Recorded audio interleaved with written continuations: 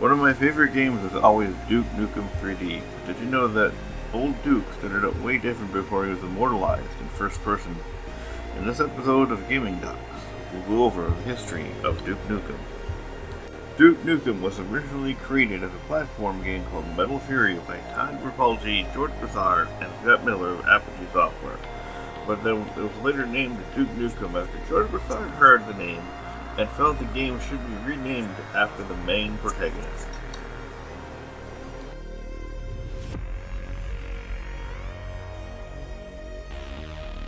The first game was made up of 4 episodes, set in 1997, with Dr. Proton as a madman determined to take over the world with his army of type robots.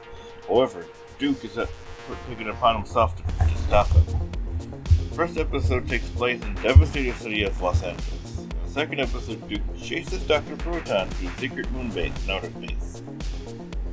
In the third episode, Dr. Proton escapes into the future and Duke pursues him through time to put an end to his mad schemes. And in the final episode, set in the year 1998, the evil Revelations plan to enslave Earth and try to kidnap Duke Nukem to use his brain to plot the attack for their forces.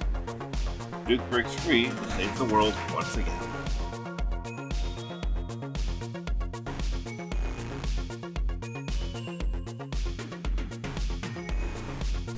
Duke Nukem 3D was created by 3D Realms, and its protagonist is the same old Duke, but this time he is voiced by John St. John.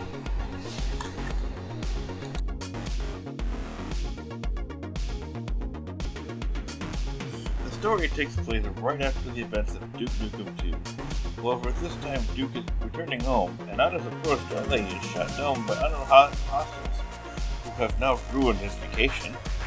He breaks out of his escape pod, and the entire city of LA is taken over by aliens that have mutated the LAPD into pig cops.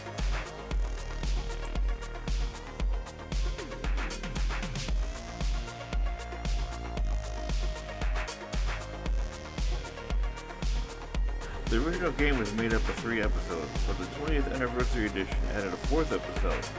The original episodes are titled LA Meltdown, Lunar Apocalypse, and Shrapnel City. The popularity of Duke Nukem 3D grew, and more versions were added with different levels. Atomic Edition added the 4th level, The Birth. In this episode, it is revealed that aliens use one of the captured women to create an alien queen that spawns attack drones, and Duke has to fight his way to the queen to destroy her. In the 20th anniversary edition of the game, you get one last level, Episode 5, Alien World Order. In this one, Duke learns that the aliens have planned to do a massive world-scale invasion.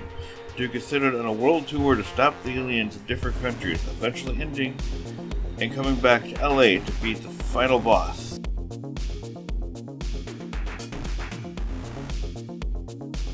Duke Nukem 3D had different ports over the years, and different versions that came out as well, starting with the PC version, which had 2. A shareware version that only had 2 episodes, and the full version of the game, which is 3 episodes.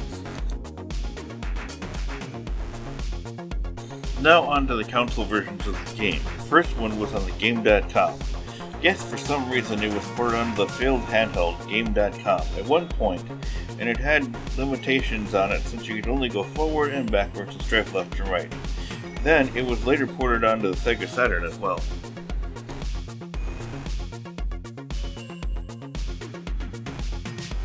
The PlayStation port, known as Duke Nukem Total Meltdown, also known as Duke Nukem in Europe, it contains the 3 original episodes plus an extra 4th episode called Plug and Pray, which includes 6 new levels and a secret level. The secret level is also included in the PC version of Duke Nukem 3D.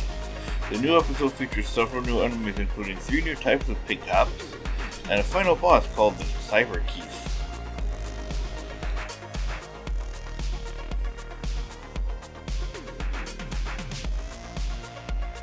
Then there was Duke Nukem 64, or what I'd like to call the Nintendo censored version. In this version, a lot of the drug and sex art references were removed, along with the music, due to the N64's limitation. Duke Nukem in all its glory has been one of my favorite games of all time. From playing the original platformers back in the day to playing the heck out of Duke Nukem 3D. Did you play any of them back in the day? If so, please let me know down in the comments. I am Paul saying I came here to kick butt and chew bubblegum, and I'm all out of bubblegum. Peace out.